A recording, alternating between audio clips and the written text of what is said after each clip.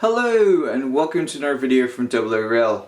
This is a bit of a recap video on our APT project, and since we thought it's been quite a while since I've done any kind of update on the APT project, I figured it was long overdue. So first of all, the APT, you just saw go around the layout a little bit there.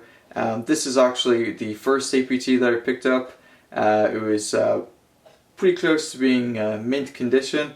It was missing the pantograph, which I picked up from Tony's Trains quite a while ago, and you can see it's been restored and cleaned up and pretty much running in its original condition.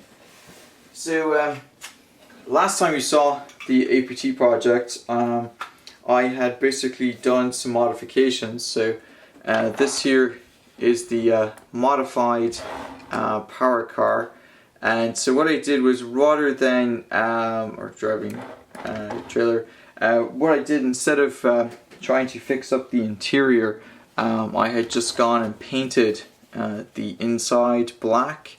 And while it wasn't quite prototypical, any photos that you see, you basically get the same effect where you really can't really see inside. And when you light the interior of it, it sort of just goes through the paint a little bit. So it gives that kind of effect that I was looking for. Now, one of the things that I did this on all of the trailers and so on. But one of the other things I did was I added directional lighting with the circuit and so on. Now, this actually has the original wiring that I did on this end, but I rewired the other end.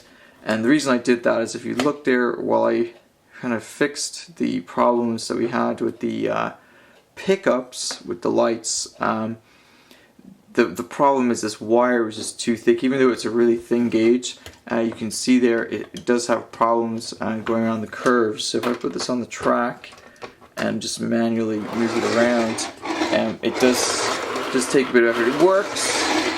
It does go around the curves without derailing most of the time, but on the second radius curves in particular, it does have a problem, and it seems to cause some extra friction. So what I did on the other end was basically use the same circuit, but used DCC wiring instead. It's a much smaller gauge and it's very thinner. It's a little harder to work with, but it worked out pretty well. So I'm going to do the same thing, and I'll probably do a video showing you how to undo this and redo it with the better wiring, and we'll do that in an upcoming video.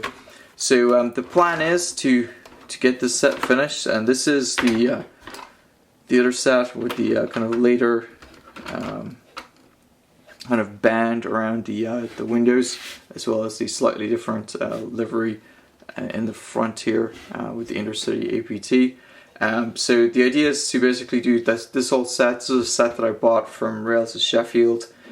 It was a spares and repairs thing. I think got it for about £70. I have fully repaired the power car. Have a pantograph for it, so it's pretty much ready to go. I just need to finish the wiring on this to fix the directional lighting, and we will do some testing. So that's the kind of status of this particular set. Now, I did pick up a third set from Hatton's. Hatton's had a set that was slightly damaged. Now, there wasn't much wrong with it. Actually, I can show you exactly what was wrong with it. What was wrong with it is one of the trailing cars was missing the peg that basically connects the wheel set here to the actual body. So I had to use some plastic art to fabricate something up, but I did actually fix that. So we'll show you that in a video as well. But this is the power car, or the kind of motor, driving motor trailer from it. So it's actually in pretty good condition. All of the overhead detailing is intact. The motor, it screeches a little bit. I did do some basic sort of maintenance to it. Got it running, so it was no longer just sitting there squealing. But it does still squeal a little bit, so I'm gonna have to completely disassemble it and rebuild it. But we'll do that in a video as well. I know I've done that particular video before, and we'll show it to you again if we need to.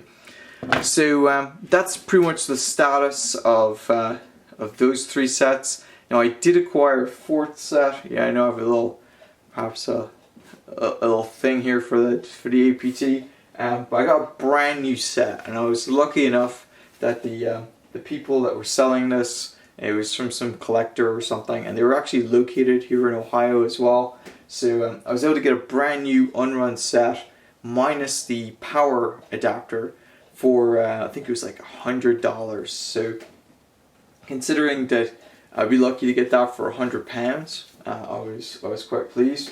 And it came with pretty much the whole thing, the track, pantograph, even the original catalog, and I will show you the came with the original manual as well, which is helpful. So you can see there, it's the APT, has a running formation, and I believe the product code is 543.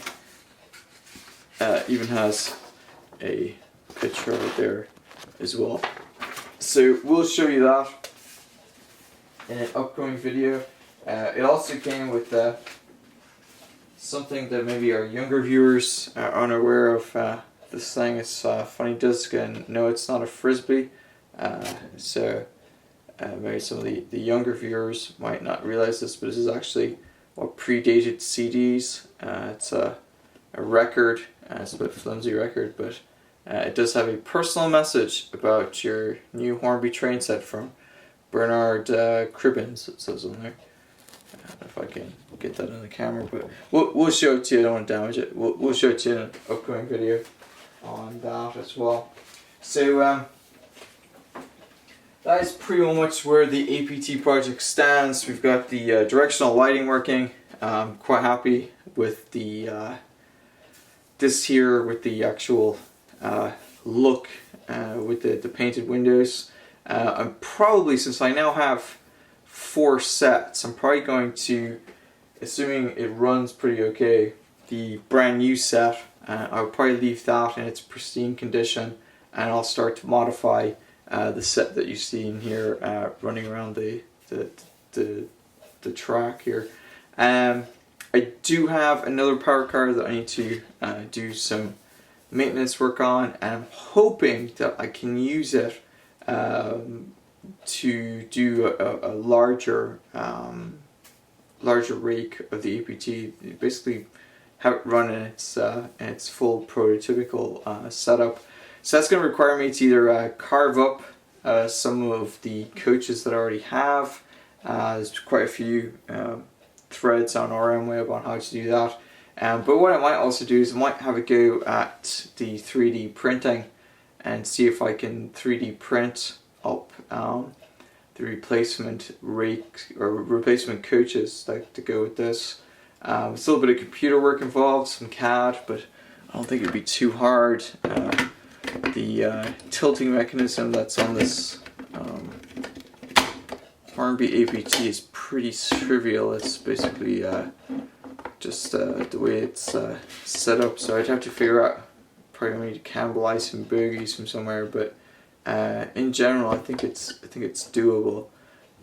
So I may have a go at that. It's pretty simple. I mean, you got the base here and then the body part, and that's basically it. So it should be able to maybe try to 3D print the other coaches, so we'll have a go at that. We'll of course make sure no one's already done it and save me the time. So if you know anybody who currently sells the additional coaches, please put in the comments below. I know there's a guy doing something on RM Web, but I'm not sure if he actually finished it or not. Alright, so over the next couple of weeks, probably a month or two, I'm going to be working on these, so you'll probably see a couple of APT videos, and you'll probably see some running sessions with them. But yeah, so that's it really for this video. What I am going to do is actually weather this track this evening, so that I can put the back scenes that have arrived on the back in the corner there later in the week. So I'm going to leave it with a couple of shots of this APT going around the new part of the layout, and hope you enjoyed the video, and you can keep track of the APT project using our APT project playlist, which you can find on the channel. or you can just subscribe to the channel and keep an eye out for those upcoming videos. Alright, well, let's send this thing around the track a few more times.